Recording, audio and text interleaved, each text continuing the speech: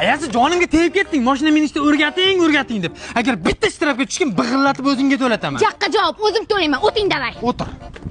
Sariq ayasi. To'xta, uni harom tormozni bos ayasi. Ana endi gay turgan bo'lsa, ikkovimizni ham shaqillatadi hozir. Dadasi buncha asabiylashtirasiz, asabiylashtirganingizga mashina haydash esimdan chiqib ketyapti.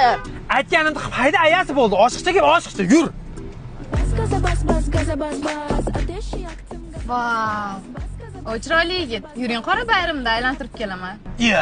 Nima deyapsiz? Devshaxon sal uyaling. Mustahkamgina oilam bor, ha, ayasi? Xotinga xiyonat, vatanga xiyonat. Boring yo'lingizdan qolmang. Hoppa. Voy, qancha bu nomeringizni bering. Qanaqa telefon nomeri, singlim? Biz 3 yildan beri vaqtli oilamiz, ha? 1,5 yildan beri basmi dadasi? Qo'yaver, yosh bola ekan, aldab qo'yapman. Aha. Va singlim, meni ko'nglimga buni qora bayriz bilan kirolmaysiz, tushundingizmi? Bizning mashina ham chakan emas. 120 millionga olganmiz mashinamizni, ha, ayasi? 82 million basmidi dadasi? Kreditlar bilan 120 million bo'lgan, qo'yaver. Yo'q-e.